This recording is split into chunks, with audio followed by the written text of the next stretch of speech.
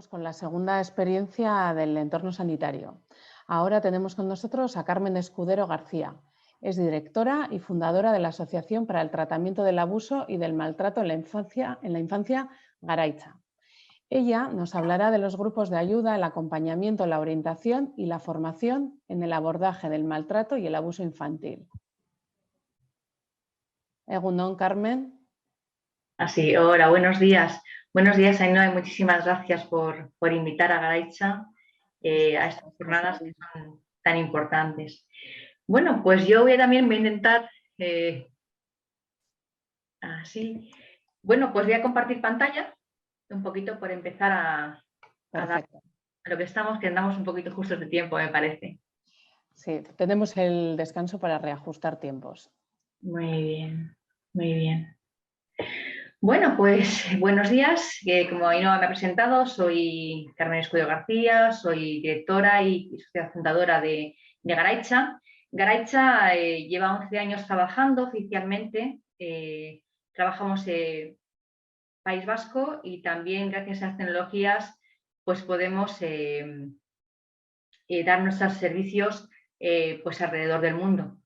Hay muchísimas personas bueno, pues que están fuera del Estado y que necesitan también acompañamiento y orientación en el tratamiento del abuso sexual en la infancia.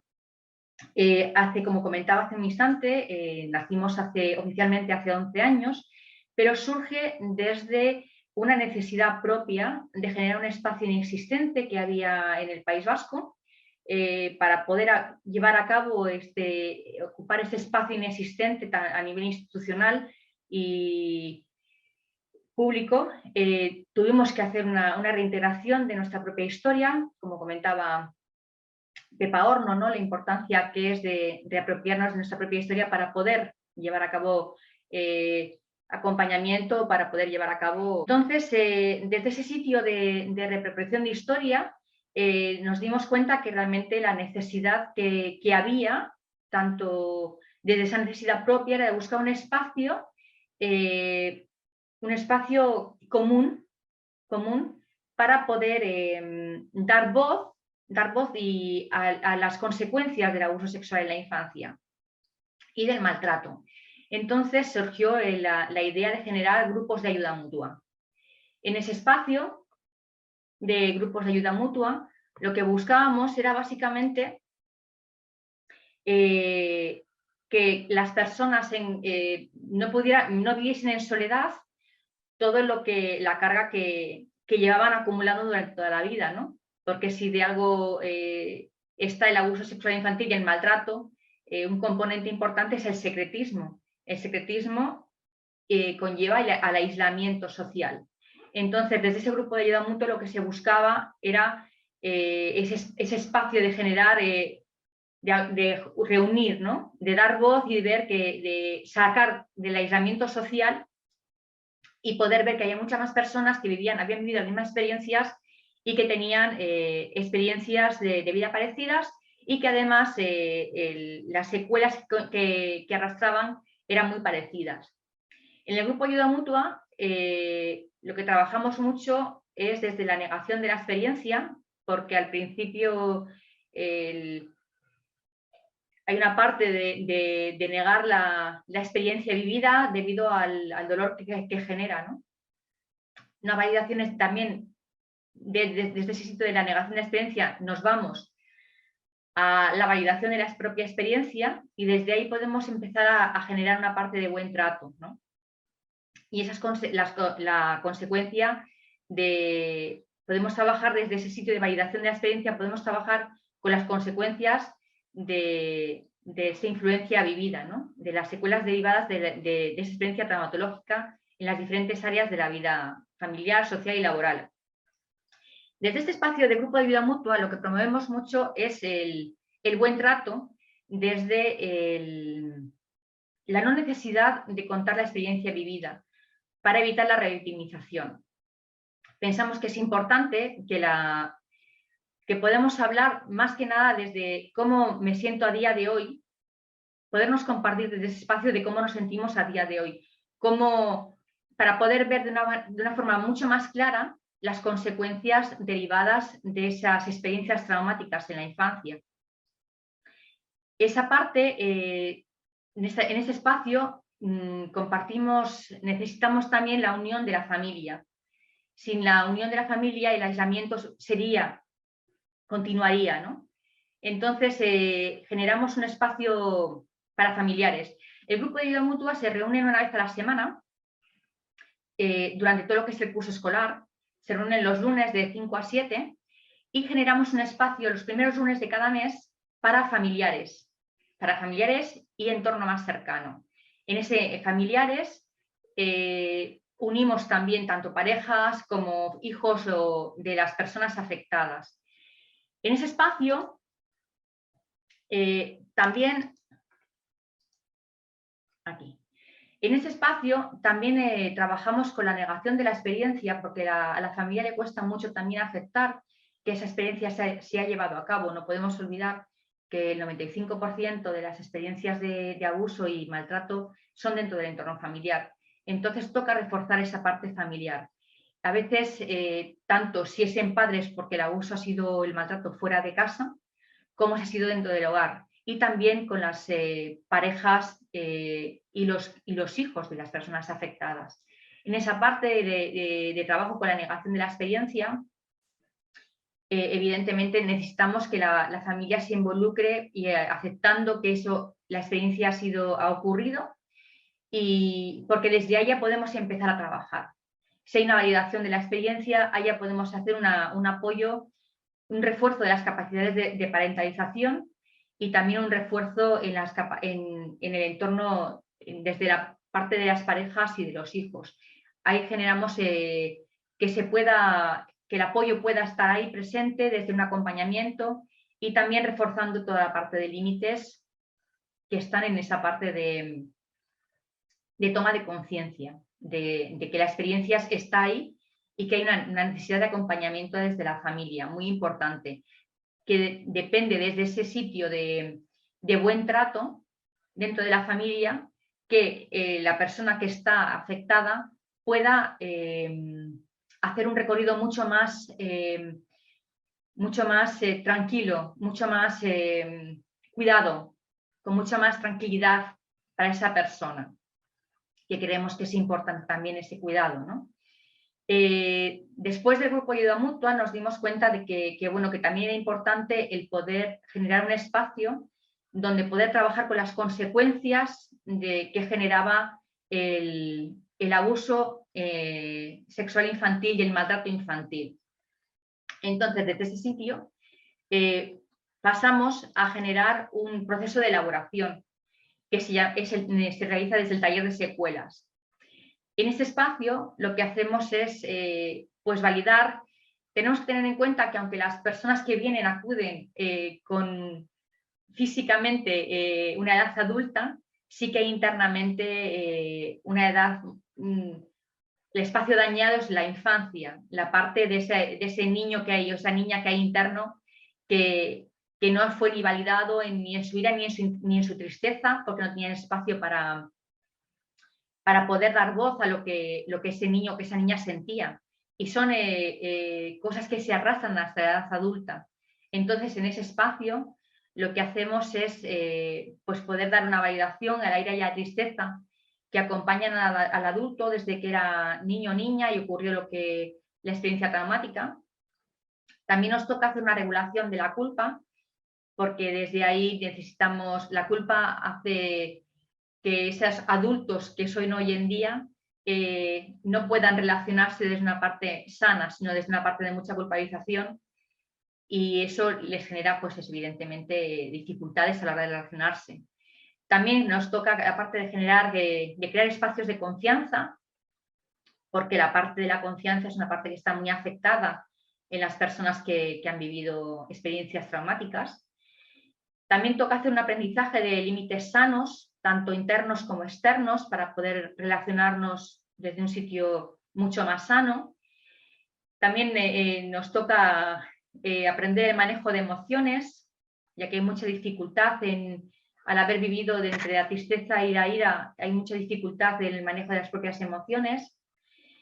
También nos toca hacer un acercamiento a una sexualidad sana, porque evidentemente si hay un abuso sexual lo que va a generar va a ser pues un daño en la propia sexualidad y un desconocimiento en la sexualidad en general.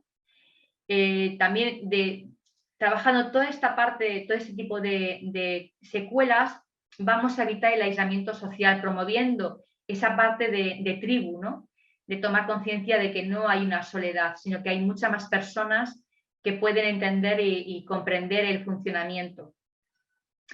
Y también de esa manera, también lo que hacemos es tener una conciencia de las conductas autodestructivas que genera el haber sido víctima el haber vivido una victimización infantil. Después claro, veníamos, ¿y cómo sabemos que hemos podido hacer todo este proceso y saber que ya estamos en un espacio mucho más, de integración con la persona, ¿no? No tanto de estar fuera? Bueno, pues entendemos que hay una resolución del trauma cuando los síntomas del estrés postraumático están dentro de límites manejables, cuando eso significa que las secuelas están trabajadas y que están puestas, reguladas dentro de la persona, cuando hay una integración dentro de la persona. También cuando hay un control sobre la memoria, cuando se puede elegir recordar o no, cuando ya no hay recuerdos recurrentes o flashbacks, entonces ahí podremos estar en tomar conciencia que el trauma está en proceso de resolución. Cuando la memoria es una narración coherente que está unida al sentimiento, cuando puedo recordar la experiencia vivida y el sentimiento está unido a lo que se vivió. Cuando las relaciones se han establecido, evidentemente volvemos a la parte de aislamiento social, entonces vemos que hay cuando el trauma va hacia una resolución cuando las relaciones se van restableciendo poco a poco. Y acabaríamos con un sistema coherente de creencias y sentir que la vida ya tiene significado, que la vida tiene una razón para ser vivida. Y desde ahí podemos ya tomar conciencia que el trauma está en vías de resolución. Esto, bueno, pues se hace con tiempo y bueno, voy un poco deprisa porque como teníamos poquito tiempo, podía extenderme muchísimo más, pero bueno, el tiempo también está ahí y cuesta un poco el meter todo esto dentro de una cápsula pequeña. Bien, quería también... Estate tranquila con el tiempo, tenemos 10 minutitos, 15 hasta el descanso, Carmen. Bien, estoy un poco ahí como con todo esto. Bueno, también dentro de este punto de buenos tratos, esto es lo que estaríamos trabajando con las personas, los adultos que han sido víctimas de abuso sexual en la infancia. La parte de las familias, que también trabajamos el grupo de ayuda mutua con familias, sería lo mismo para personas que tienen con niños. Sería trabajo exactamente igual. De hecho, juntamos todo en el mismo espacio. Familiares con personas adultas y niños. Creemos que sería importante. Dentro de la asociación llevamos a cabo diferentes programas. Tenemos el de tratamiento, en el cual tenemos la orientación y asesoramiento, sesiones de terapia individual, grupos semanales de ayuda mutua y desarrollo personal, el taller de secuelas, y es lo que es en la parte de trabajando con las personas traumatizadas. Luego teníamos la formación, damos formaciones dirigidas a personas que trabajan con menores y que necesitan herramientas, que se sienten sin herramientas para abordar este tema.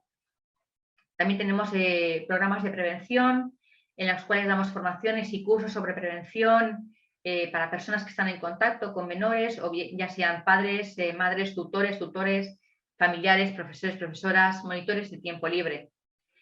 Tenemos también los programas de sensibilización, donde ofrecemos charlas de sensibilización sobre el abuso sexual infantil y, bueno, intentar que sea el menor tabú posible.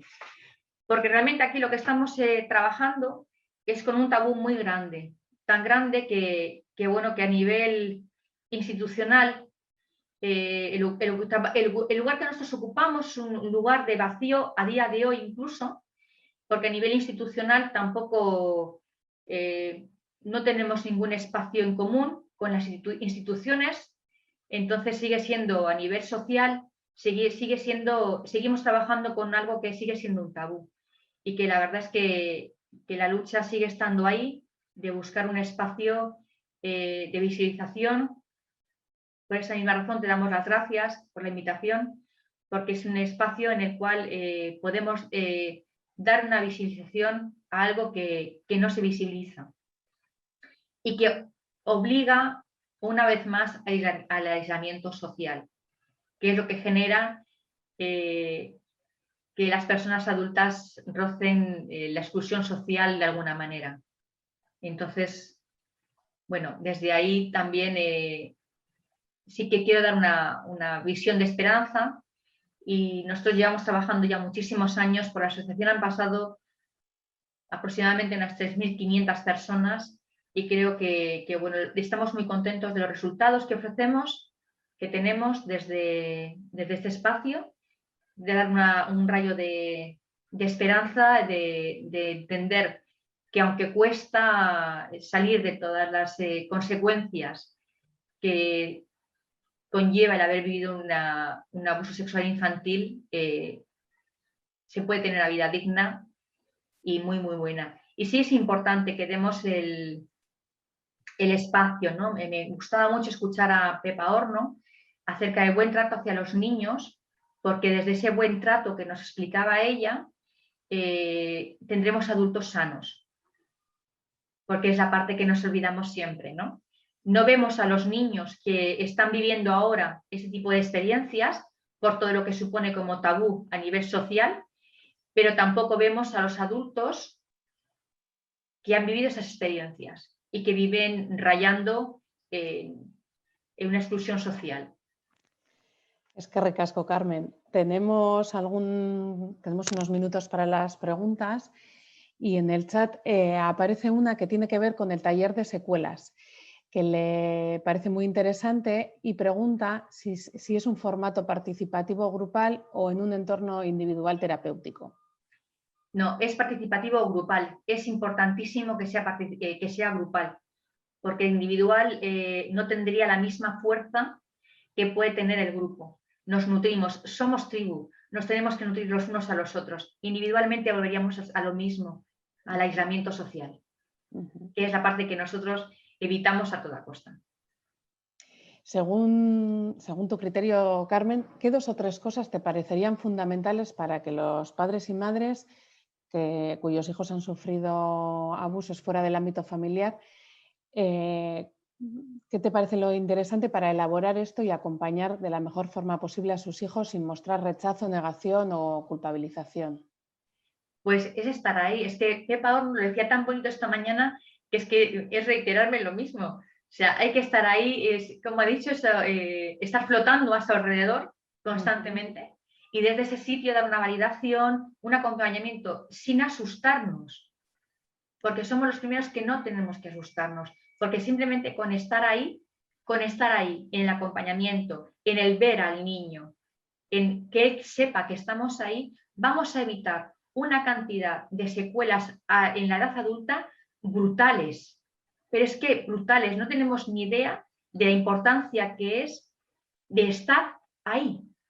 Simplemente saber que tienen un espacio de confianza en el cual si quieren hablar, nosotros vamos a estar. Si no quieren hablar, nosotros vamos a estar. Y no hay nada más. También nos preguntan sobre qué formación tenéis en este momento para una familia de acogida. Si hay algo especial o entra dentro del catálogo de formación que disponéis. La formación se hace con grupos, entonces a una familia solamente sería complicado. Sí que sería bueno, si es una familia de acogida, que solamente es una familia, como trabajamos con familias, lo que es la familia completa, sí que se podría dar un espacio para orientarles y acompañarles en la situación que están viviendo ahora mismo. Eso sí que se puede hacer, pero no como formación, porque ahí buscaríamos ya lo que es un grupo completo. Yo creo más que sería a la familia completa dar una orientación y un acompañamiento. más individualizado a la situación concreta de esa familia, ¿no? Sí, sí. Ujú. Vale. Algunas luces o indicaciones que las familias y los profesionales que estamos en contacto con niños, niñas, que nos pueda hacer que nos despierte cierta alarma o cierta precaución en voy a hacer un seguimiento un poco más cercano a este niño o a esta niña. ¿Cuáles son como las luces que tendríamos que atender? Pues fíjate, yo la única luz que yo atendería y que creo que es muy importante es cualquier cambio de comportamiento en el niño. Pero no solamente por un abuso sexual. En general. Hay muchas cosas. Entonces, hay que estar atentos. Entonces, mi hijo, mi hija, hace un cambio de comportamiento, yo voy a estar ahí. Y volvemos otra vez, ¿no? Al estar flotando alrededor y ver qué está ocurriendo, ¿no? Y desde ese sitio es estar, yo estoy aquí, cuando quieras voy a estar, cuando quieras voy a estar y vamos a buscar una solución. Entonces, cualquier cambio de comportamiento que tenga un niño o una niña, tenemos que poner atención porque algo está ocurriendo. Luego nos encontraremos con lo que está ocurriendo y ahí pondremos las medidas que tengamos que poner. Pero lo primero es, el niño o la niña tiene un cambio de comportamiento, vamos a ver qué ocurre. Para terminar, Carmen, ¿cuál sería el proceso de derivación o de levantar el teléfono y llamaros directamente? Cuéntanos un poco cómo hacéis ese periodo de acogida. La primera parte es coger el teléfono y llamar directamente. Hay personas que no pueden llamar. Entonces, correo electrónico desde ese sitio.